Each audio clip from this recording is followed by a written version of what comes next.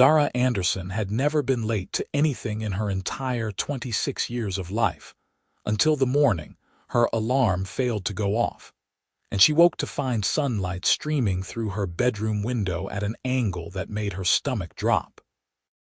She bolted upright, her meticulously organized planner sitting on her nightstand mocking her with its useless precision. The pharmaceutical company where she worked as a quality control specialist demanded punctuality, and she prided herself on being the first person in the lab every single morning. Not today. She dressed in record time, pulling on her standard uniform of pressed slacks and a button-down shirt, her dark hair swept into its usual tight bun. No makeup, no breakfast, just a frantic rush to her sedan and a white-knuckled drive through morning traffic that had her muttering apologies to every car she passed. When she finally pulled into the parking garage, she was 43 minutes late, a fact that would haunt her all day. Zara hurried through the lobby, her heels clicking against the polished floor, and nearly collided with someone coming around the corner. She stumbled backward, her bag slipping from her shoulder, and looked up to offer an apology. The words died in her throat. The man standing before her was tall, easily over 6 feet, with dark hair that looked like he had run his fingers through it too many times and forgot to care. He wore jeans, actual denim jeans, and a leather jacket that had seen better days. A motorcycle helmet dangled from one hand. His eyes were an impossible shade of green, and they were currently fixed on her with an expression she could not quite read. "Sorry," she managed, bending to retrieve her bag. "I was not paying attention, clearly." His voice was deep, with a hint of amusement that irritated her more than it should have. He made no move to help her, just stood there watching as she gathered her things. "Excuse me," Zara said, straightening and moving past him with as much dignity as she could muster.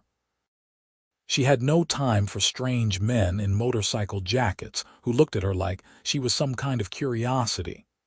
The rest of the day passed in its usual blur of lab work and documentation. Zara thrived in the structured environment, where everything had its place and purpose. She double-checked test results, verified batch numbers, and ensured that every product met the stringent quality standards before it could be approved for distribution. Her co-workers called her rigid. She called herself thorough. At lunch, she sat alone in the cafeteria with her homemade salad and mineral water, reviewing notes on her tablet. She had 3 professional certifications and was working toward a 4th. Her apartment was organized by color and category. Her life followed a schedule that rarely varied. It was perfect. "Mind if I sit here?" A familiar voice asked. Zara looked up to find the motorcycle man from this morning standing beside her table, a tray of cafeteria food in his hands. She glanced around the half-empty cafeteria, noting at least a dozen empty tables. "There are other seats available," she said. "I know." He sat anyway, setting down his tray with a casualness that made her want to reorganize it. "I am Nathan Keller. I start today as the new CEO." The words hit her like cold water. CEO. This man, who looked like he had just rolled out of bed and onto a motorcycle, was the new chief executive officer of Meridian Pharmaceuticals. She had read the announcement last week, seen the professional headshot of Nathan Keller in his suit and tie, looking every inch the successful businessman. The photo had not prepared her for this reality. "Oh," she said, setting down her fork with precise movements. "I apologize for this morning. I was running late." "First time?" he asked, taking a bite of what appeared to be a burger dripping with condiments. "Yes, actually. Figures." He leaned back in his chair, studying her with those green eyes. "You look like someone who has never been late to anything." Zara was not sure if that was a compliment or criticism. Punctuality is important in pharmaceutical work. Lives depend on our precision. Lives depend on a lot of things, Nathan said. Doesn't mean we have to be robots about it. She felt her spine stiffen. I am not a robot, I am professional, if you say so. He took another bite of his burger, seemingly unconcerned that he had just insulted her. What do you do here, Zara Anderson? The fact that he knew her name should not have surprised her. He was the CEO. He probably had files on everyone. Still, hearing it from his mouth felt oddly intimate. Quality control specialist. I ensure our products meet safety and efficacy standards before distribution. Important work, he said, and this time there was no hint of mockery in his tone. I read your file. You have an impressive track record. Never missed a contamination risk. Never approved a substandard batch. That is my job, and you are damn good at it. He wiped his hands on a napkin, crumpling it in a way that made her want to fold it properly. I want people like you on my team when we expand into the new market sectors. Zara blinked. What new market sectors? Nathan grinned, and it transformed his entire face. You will see. I have plans for this company, big plans, and they are going to shake things up around here. That was exactly what Zara was afraid of. She had heard stories about Nathan Keller, the young CEO who had taken 3 failing companies and turned them into industry leaders through aggressive innovation and unconventional methods. He was 32, worth somewhere in the hundreds of millions, and known for throwing out the rulebook whenever it suited him. Change for the sake of change is not always beneficial, she said carefully. Good thing I am not changing things just for the hell of it. He stood, picking up his tray. I am changing things because this company has been playing it safe for too long. Sometimes you have to take risks to make real progress. He walked away before she could respond, leaving her sitting alone with her perfectly organized salad and a feeling of unease settling in her stomach. Over the next 2 weeks, Zara watched as Nathan Keller systematically turned Meridian Pharmaceuticals upside down. He eliminated the formal dress code, allowing employees to wear whatever made them comfortable as long as it was appropriate. He converted the executive suite into an open workspace and moved his desk into the middle of the research and development floor. He started weekly innovation sessions where anyone, regardless of position, could pitch ideas. The changes made Zara deeply uncomfortable. She continued to wear her pressed slacks and button-down shirts. She kept her desk organized with labeled folders and color-coded files. She arrived exactly 30 minutes early every morning and left exactly 30 minutes after her shift ended. Never more, never less. Nathan noticed. You know the building does not disappear when you leave at a normal hour, he said one evening, stopping by her desk at 6:30. Most of the lab had cleared out by 5. I have work to finish, Zara replied without looking up from her computer screen. The work will still be here tomorrow. I prefer to stay on top of things. He pulled up a chair, spinning it around to straddle it backward. The casual pose should have looked ridiculous, but somehow he made it work. When was the last time you did something just for fun? Zara finally looked at him. I enjoy my work. That is not what I asked. She saved her document and closed her laptop with deliberate movements. I fail to see how my personal life is relevant to my job performance. It is relevant because I care about my employees burning out, Nathan said. And you, Zara Anderson, are running yourself into the ground trying to be perfect at everything. I am not trying to be perfect. I am trying to be excellent. What is the difference? She had never really thought about it before. Perfect is impossible. Excellence is achievable through consistent effort and discipline. Nathan was quiet for a moment, his green eyes studying her face. Do you ever just let yourself make mistakes? Mistakes in this field can kill people. I am not talking about work. I am talking about life. He stood, pushing the chair back into place with more care than she expected from him. "Come to dinner with me." Zara felt her heart skip in a way that was both alarming and unwelcome. What dinner? Food, conversation, the thing humans do when they are getting to know each other. "You are my boss. I am asking as a person, not as your CEO. He tilted his head and that infuriating grin appeared again. "Unless you are scared." "I am not scared of anything," Zara said, which was a lie. She was scared of a lot of things, starting with the way her pulse quickened when Nathan looked at her like that. "Then prove it. Tomorrow night, 7 o'clock, I will pick you up. You do not know where I live. I am the CEO, I can find out." He walked away before she could argue, throwing a casual wave over his shoulder. Zara sat at her desk for another 10 minutes, staring at her dark computer screen and wondering what she had just agreed to. Nothing about Nathan Keller made sense to her. He was spontaneous where she was planned.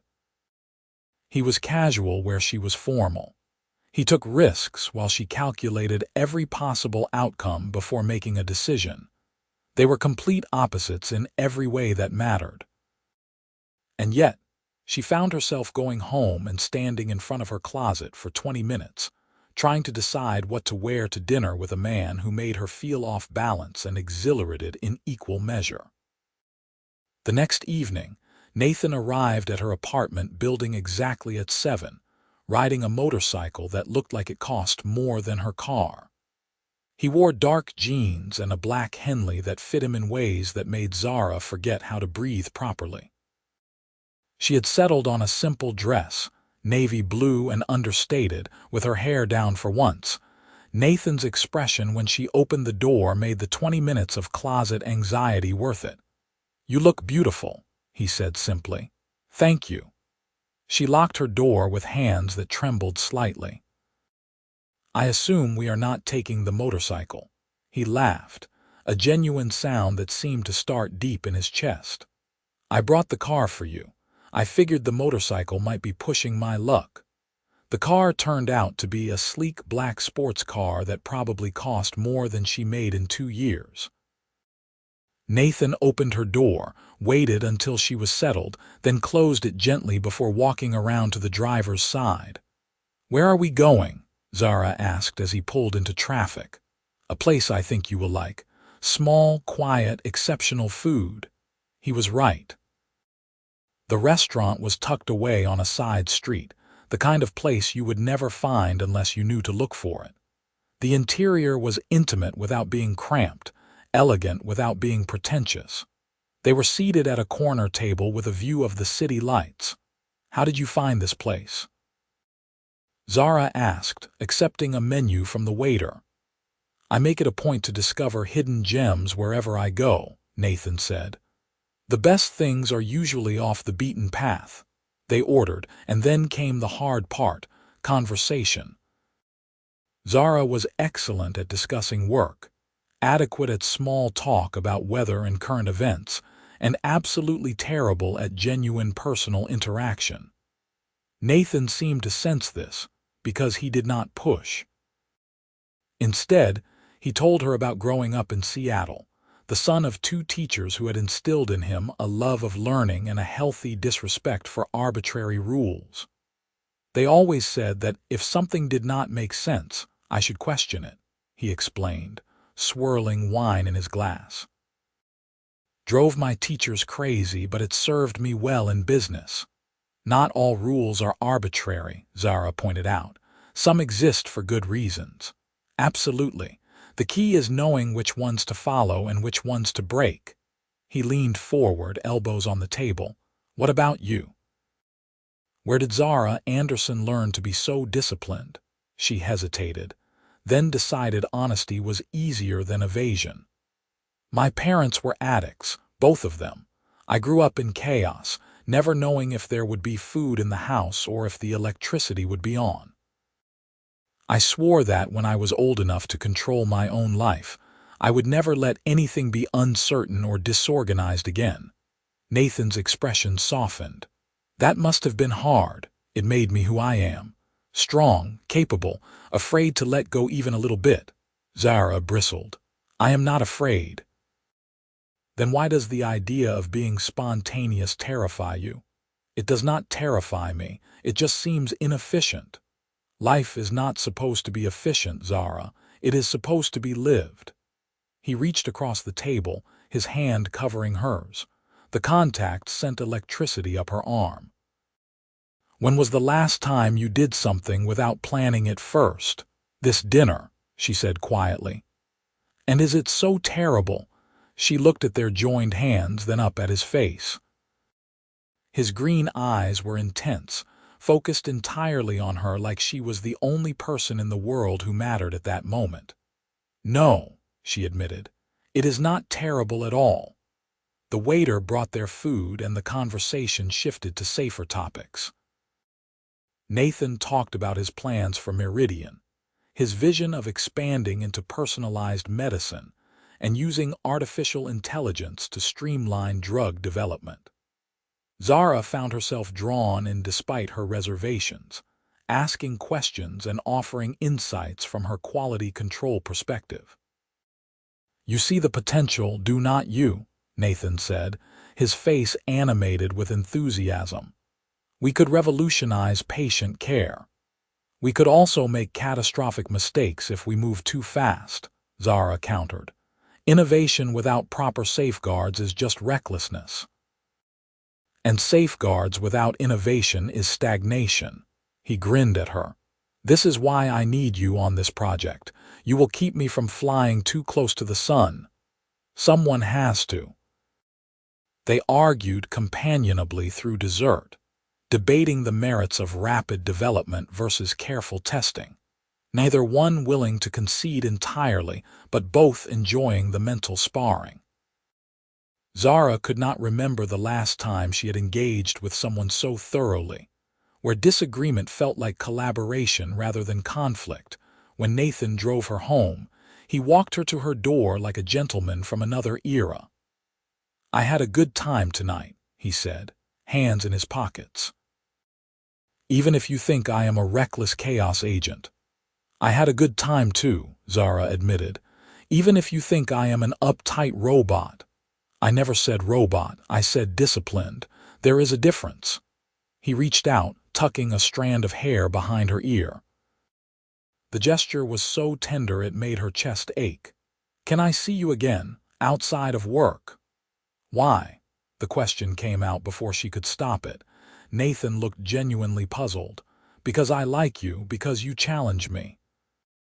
Because when I am with you, I feel like I am exactly where I am supposed to be. Zara's heart hammered against her ribs. We are nothing alike. I know, maybe that is the point. He stepped back, giving her space. Think about it, no pressure.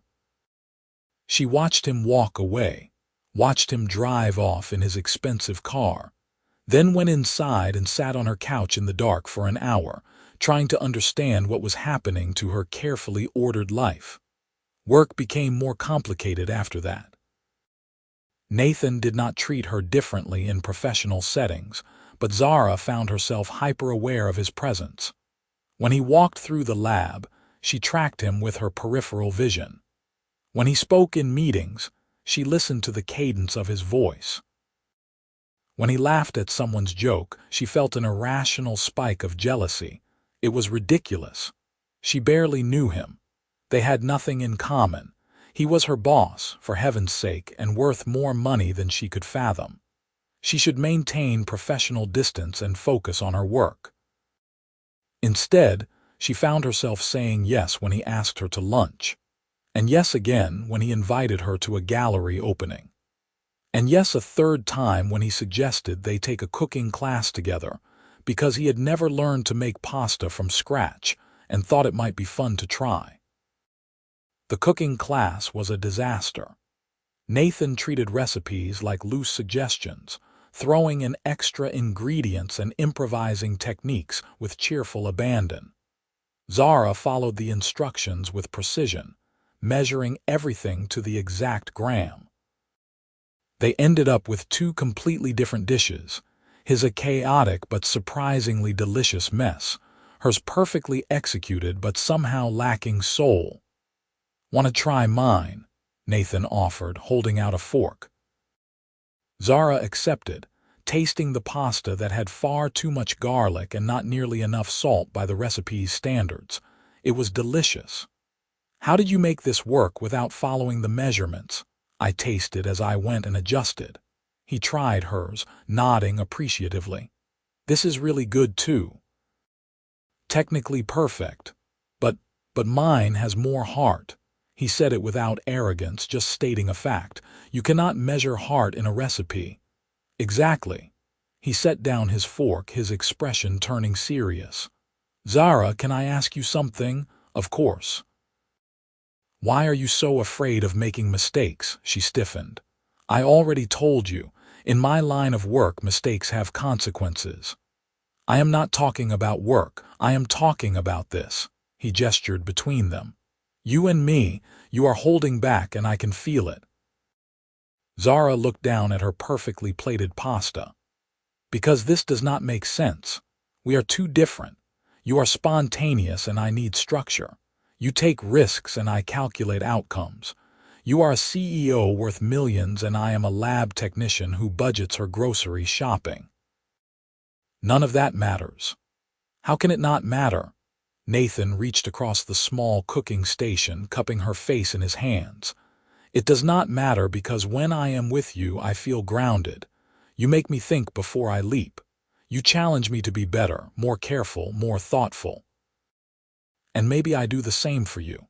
Maybe I help you remember that life is not just about being perfect. Maybe together we balance each other out.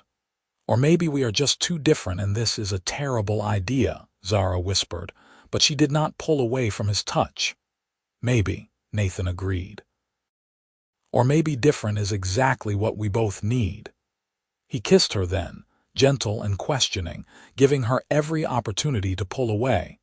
She did not. Instead, she leaned into him, her hands coming up to grip his shirt, anchoring herself to this moment of beautiful imperfection. When they broke apart, Nathan rested his forehead against hers. "Stay with me tonight. I have work tomorrow. So do I. I do not have a change of clothes. We will figure it out." Zara thought about her perfectly planned morning routine, her color-coded closet, her scheduled life. Then she thought about the way Nathan made her feel, alive and terrified and exhilarated all at once. "Okay," she said. His apartment was everything she expected and nothing like she imagined. It was a penthouse with floor-to-ceiling windows overlooking the city. But instead of the sterile, modern aesthetic she anticipated, it was warm and lived in. Books overflowed from shelves. A guitar leaned against the wall. Plants in various states of health occupied every available surface. "I know it is a mess," Nathan said, suddenly seeming self-conscious. "It is not a mess, it is lived in." Zara walked to the windows, looking out at the glittering cityscape. "It is nice." He came up behind her, wrapping his arms around her waist. "I meant what I said earlier. About you grounding me. I do not feel very grounded right now." She turned in his arms. "I feel like I am falling." "Then fall, I will catch you." They made love slowly, learning each other's bodies with the same attention. Zara gave to lab work, and the same intuition Nathan brought to business decisions. Afterward, lying tangled in his sheets, Zara felt something shift inside her. A loosening of the rigid control she had maintained for so long. "What are you thinking?" Nathan asked, trailing fingers down her spine. "That I should be panicking about tomorrow, that I should be planning my morning routine without access to my apartment. That this is completely outside my comfort zone. And I am not panicking, I am just here with you." He pulled her closer, pressing a kiss to her temple. "Good, stay here with me, just be here." She did. Morning brought reality back in sharp focus. Zara woke to find Nathan already up, standing at the stove in nothing but pajama pants making breakfast. "I called your work," he said when he noticed she was awake. "Told them you would be late this morning. CEO privilege." Zara sat up, pulling the sheet around herself. You cannot do that. I just did. He brought over a plate of eggs and toast. And before you argue, I also called my assistant and had her pick up clothes for you. They are in the bathroom. She is very good at sizing, so they should fit. Nathan, you cannot just reorganize my life. I am not reorganizing it. I am giving you permission to be a little bit late for once. He sat on the edge of the bed. The world did not end. The lab did not burn down. Sometimes being late is okay. Zara wanted to argue, but the earnest look on his face stopped her. He was not trying to control her. He was trying to help her let go of control. There was a difference. The eggs are getting cold, he pointed out. She ate breakfast in bed with the man she was falling in love with, and if she was 20 minutes later than even his adjusted timeline, neither of them seemed to mind. The next month passed in a blur of stolen moments and tentative steps toward each other. Nathan taught Zara to ride on the back of his motorcycle, and she taught him the satisfaction of a perfectly organized filing system. She introduced him to the joy of planned date nights with reservations made in advance. He showed her the thrill of last-minute road trips to the coast. They argued frequently, their different approaches to life creating friction that neither could entirely smooth away. But they also learned to compromise, finding middle ground between spontaneity and structure. The real test came when Nathan announced his plans to launch the new personalized medicine division. It was ambitious, expensive, and risky. The board was skeptical. The investors were nervous. And Zara, with her quality control expertise, was the one person who could tell him if the timeline was feasible. 6 months from concept to launch, Nathan said, pacing his office while Zara reviewed the project proposal. We fast-track development, use AI to compress the testing phase, and beat our competitors to market. Zara looked up from the document. This is reckless. This is innovative. Innovation that skips crucial safety protocols is not innovation. It is negligence. She stood, facing him across the desk. Nathan, I understand the pressure to move quickly, but we are talking about people's lives. We cannot cut corners.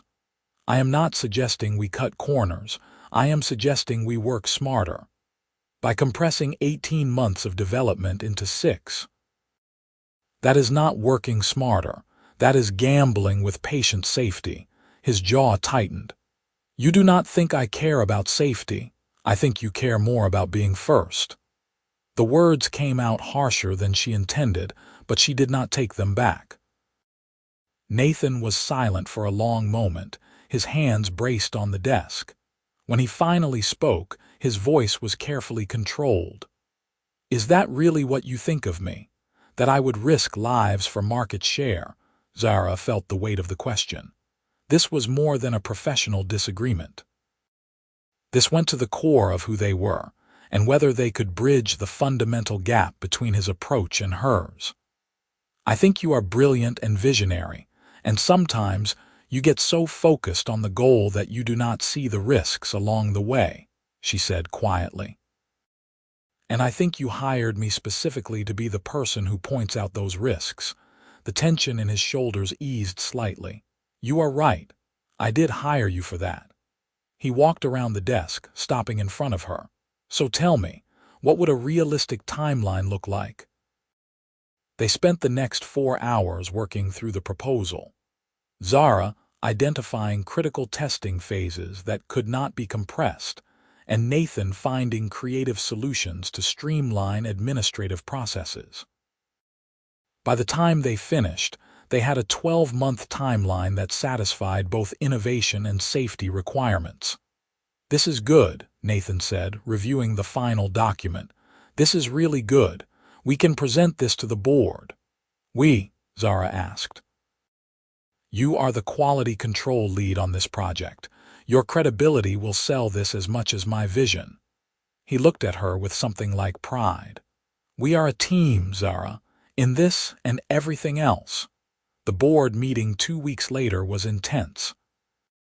Zara presented the safety protocols and testing timeline with her characteristic precision, fielding questions about regulatory compliance and risk mitigation. Nathan handled the business case, painting a compelling picture of market opportunity and competitive advantage. Together they were formidable. The board approved the project with a unanimous vote. Afterward, Nathan pulled Zara into an empty conference room, his eyes bright with triumph. "We did it. You did most of the talking, but you gave them confidence that we would not fail. Your caution balanced my enthusiasm." He pulled her close, kissing her soundly. "See, we are perfect together." Zara wanted to argue that perfection was impossible, but looking at Nathan's face, feeling the solid warmth of him against her, she thought maybe he was right. Not perfect individually, but perfect for each other. His spontaneity balanced her rigidity. Her caution tempered his risk-taking. Different in all the ways that mattered, and yet somehow those differences made them stronger together than either could be alone. "I love you," she said, the words surprising her even as she spoke them. Nathan's expression softened into something so tender it made her chest ache. "I love you too, even when you tell me my ideas are reckless." "Especially then," Zara corrected. "Someone has to keep you from flying into the sun, and someone has to remind you that the sun is worth reaching for." He kissed her again, slower this time. "Move in with me." "What? Move in with me?" "Bring your color-coded closet and your scheduled meal plans and your perfectly organized everything. I will make space, literally and figuratively." Zara thought about her small, meticulously maintained apartment. She thought about Nathan's warm, chaotic penthouse. She thought about compromise and balance and two people learning to build a life together. "On one condition," she said, "name it. You let me organize at least one room exactly the way I want it. Complete control, no arguments." Nathan laughed. "Deal. You can even label everything if it makes you happy." "It would make me very happy." Moving in together was an exercise in negotiation. Zara needed structure. Nathan needed flexibility. They created systems that worked for both of them. A shared calendar for important events but freedom for spontaneous plans. Designated spaces for Zara's organized systems and open areas for Nathan's creative chaos. Scheduled date nights supplemented by impromptu adventures. It was not always smooth. They argued about everything from grocery shopping methods to the optimal number of pillows on the bed. But they also learned to appreciate what each brought to the relationship. Nathan helped Zara rediscover joy in unexpected moments. Zara helped Nathan develop the patience to see projects through with proper attention to detail. The personalized medicine division launched right on schedule 12 months later. It was a massive success, validating both Nathan's vision and Zara's insistence on thorough testing. The press called it a game changer. The industry called it brilliant. Nathan called it a team effort and made sure Zara received equal credit. At the launch party, surrounded by investors and industry leaders, Nathan found Zara standing alone on the balcony, looking out at the city. "Hiding from the crowd?" he asked, joining her. "Just taking a moment. This is overwhelming. You should be in there accepting congratulations. None of this would have worked without you." Zara turned to face him. "It would not have existed at all without you. Your vision made this possible." "Our vision," he corrected. "You changed my initial concept into something better, something safer, something that will actually help people instead of just making headlines. We do make a good team." Nathan reached into his pocket, pulling out a small velvet box. "About that." Zara's breath caught. "Nathan, I know this is not how you would have planned it. You would want something scheduled, probably with a reservation at a nice restaurant and a photographer hidden nearby." He opened the box, revealing a stunning ring that somehow managed to be both elegant and unique. But I could not wait for the perfect moment because every moment with you is already perfect. Marry me, Zara. Let me spend the rest of my life balancing you out while you keep me grounded." Tears blurred her vision. "This is completely spontaneous and unplanned." "I know. Is it terrible?" She laughed, the sound watery with emotion. "No, it is perfect." She held out her hand. "Yes, yes, I will marry you." He slipped the ring onto her finger, then pulled her into a kiss that tasted like champagne and promise and the future they would build together. They married 6 months later in a ceremony that perfectly encapsulated their relationship. Zara planned the logistics with military precision, creating timelines and coordinating vendors with her characteristic attention to detail. Nathan handled the creative elements, choosing unexpected music and writing vows that made half the guests cry and the other half laugh. The wedding was scheduled to start at 4 o'clock. At 3:45, Nathan was nowhere to be found. Zara stood in the bridal suite, her dress perfect, her hair perfect, her makeup perfect, and felt panic rising in her chest. This was why spontaneity was dangerous. This was why plans mattered. What if something had happened? What if he had changed his mind? A knock on the door interrupted her spiral. Nathan's best man, Marcus, stuck his head in. "He needs to see you." "The groom is not supposed to see the bride before the ceremony," Zara said automatically. "Yeah, well, he is Nathan. Rules are optional." Marcus grinned. "Trust me." "You want to see this?" She followed him outside to find Nathan standing next to his motorcycle, wearing his tuxedo and holding 2 helmets. "What are you doing?" Zara demanded. "Come with me, just for 10 minutes. "Nathan, the ceremony starts in 15 minutes. "I know, trust me." She looked at her perfectly planned wedding, then at the man she loved standing there with that familiar grin, asking her to be spontaneous one more time. "If we are late to our own wedding, I am blaming you," she said, accepting the helmet. He drove them to a hilltop overlook she had never seen before. The city spread out below them in the late afternoon light. Nathan helped her off the motorcycle, careful not to crush her dress. "I wanted a moment alone with you before everything gets crazy," he said, taking her hands. "Before we become husband and wife in front of everyone we know, I wanted to tell you something. We are going to be late. We will make it. Listen." He took a breath. 2 years ago, I came to Meridian thinking I would shake things up, implement my vision, and move on to the next challenge. I never expected to find you. I never expected to fall in love with someone who would challenge every impulsive decision and force me to slow down and think things through. You have made me better, Zara. Not just at business, but at life. At being human. Tears threatened her carefully applied makeup. You have made me better too. You taught me that perfection is not the goal. That sometimes the most beautiful things come from taking risks and being spontaneous and letting go of control. "We are a mess," Nathan said fondly. "We are a perfect mess," Zara corrected. They made it back to the venue with 3 minutes to spare. The ceremony was beautiful, a blend of traditional elements that satisfied Zara's need for structure and unexpected touches that reflected Nathan's creative spirit. When they exchanged rings and were pronounced husband and wife, the applause was thunderous.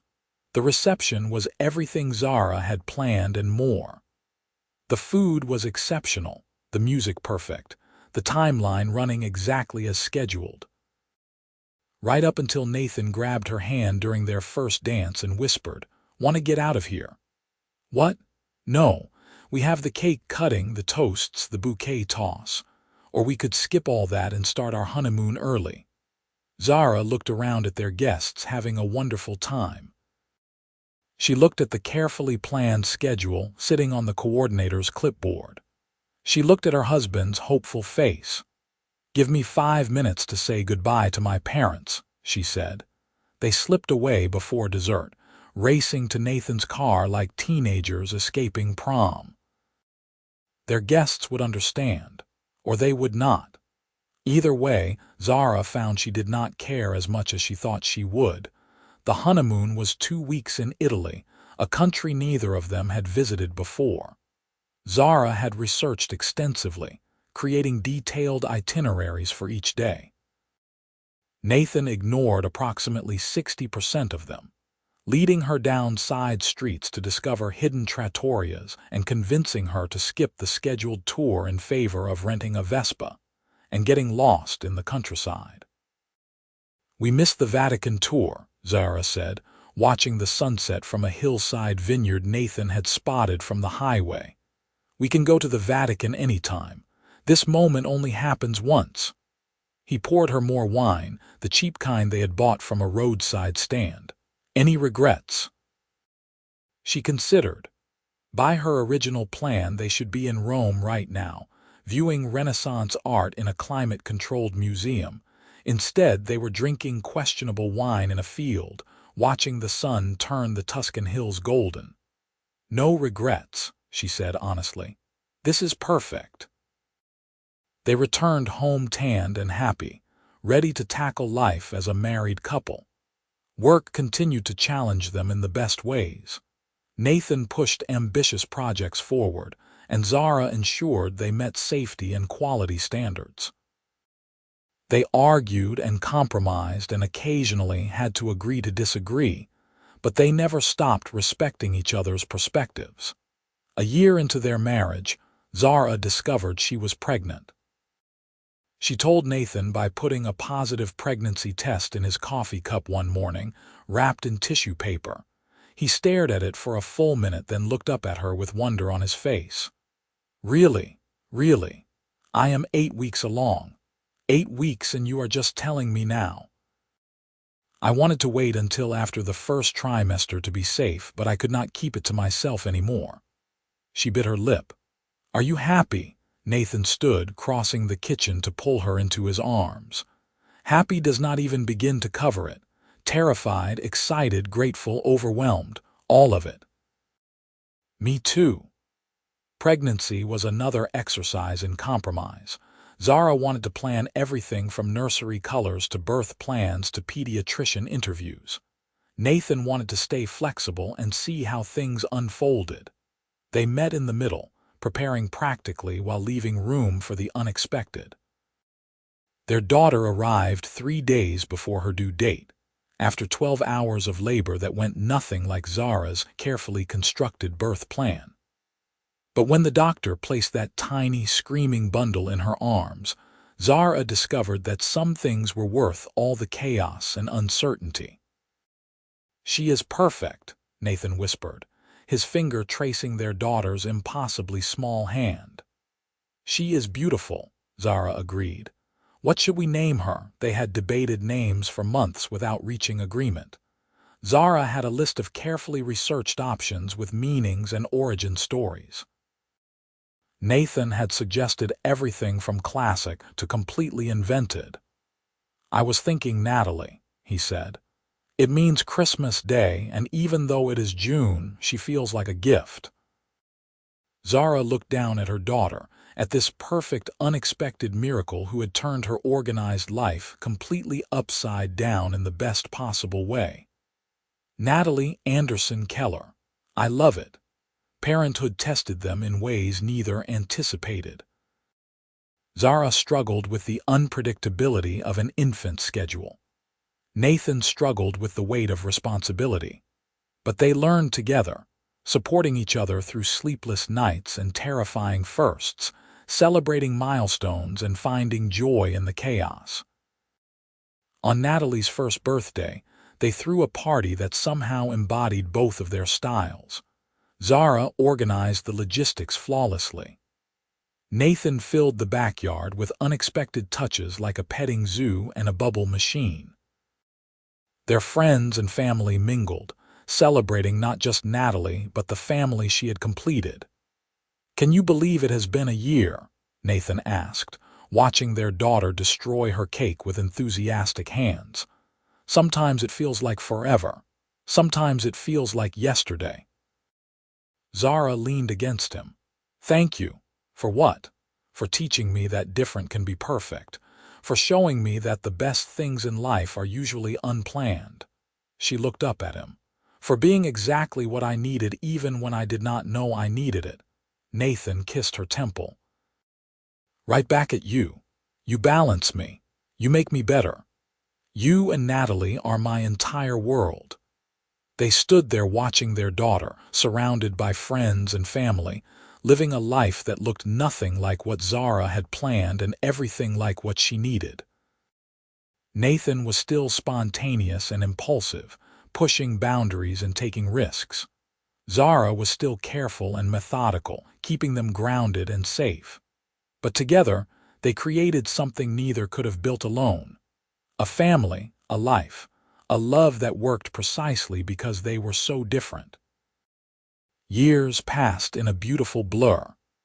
Natalie grew into a spirited child who inherited her father's adventurous nature and her mother's careful planning skills in equal measure. The personalized medicine division expanded, becoming the most profitable part of Meridian Pharmaceuticals. Nathan and Zara continued to work together, their professional partnership as strong as their personal one.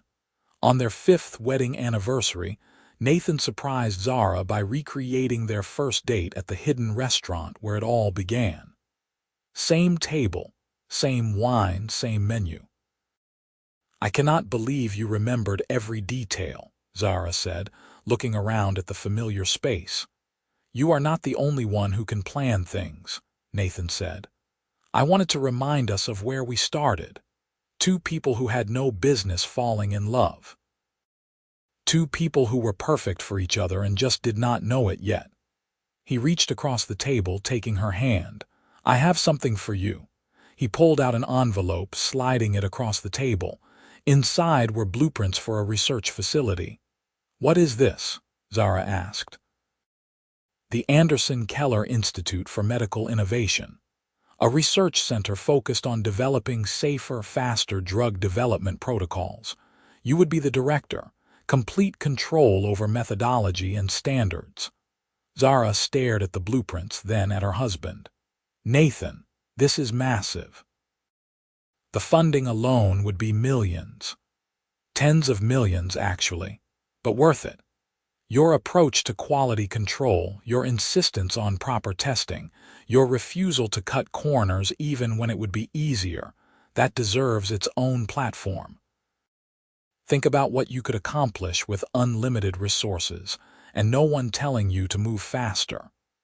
And you would be okay with me running something completely separate from Meridian. I would be proud of you. Besides, Meridian will benefit from any innovations you develop. He squeezed her hand. You have spent years helping me build my vision. Let me help you build yours. The Nathan Keller Institute opened 2 years later, a state-of-the-art facility that attracted the best researchers in the field. Zara hired scientists who shared her commitment to safety and innovation in equal measure. She developed protocols that became industry standards. She proved that careful methodology and breakthrough innovation were not mutually exclusive. Nathan supported her through every challenge, offering business advice when asked and staying out of the way when not. He watched with pride as she built something entirely her own, as she stepped fully into her role as a leader and innovator. Their lives were busy, sometimes overwhelmingly so. Between Nathan's work at Meridian, Zara's work at the Institute, and raising Natalie, they had to fight for time together. But they made it a priority, scheduling regular date nights and family adventures, blending planning and spontaneity in the way that had become their signature. On Natalie's 10th birthday, they sat in the backyard after the party, watching their daughter play with friends, and took stock of the decade since they had met. You ever miss the simplicity of being just a CEO and a quality control specialist? Zara asked. Nathan laughed. Not even a little bit. Do you miss having a perfectly organized life with no chaos? I had chaos long before I met you, Zara said. You just taught me that some chaos is worth embracing. And you taught me that structure is not the enemy of creativity. He pulled her close. We have built something pretty amazing, have we not? Zara looked at their daughter, at the home they had created, at the careers they had built, at the love they had nurtured through years of compromise and growth. We have built something perfect. Perfectly imperfect, Nathan corrected. No. Just perfect. She turned in his arms. I used to think perfect meant everything going according to plan, but perfect is actually this. It is loving someone who is nothing like you. It is building a life that looks nothing like you imagined. It is being surprised and challenged and changed by another person until you cannot remember who you were without them. Zara Anderson Keller, are you saying you appreciate spontaneity? I am saying I appreciate you, all of you, even the parts that drive me crazy. Good. Because I appreciate you too. Even when you tell me my ideas need more research. They sat in the fading summer light, watching their daughter grow up before their eyes, secure in the knowledge that they had found something rare and precious. Two people who should never have worked, who were complete opposites in every measurable way, who had somehow become perfect for each other. Different was not just okay. Different was essential. Different was what made them whole.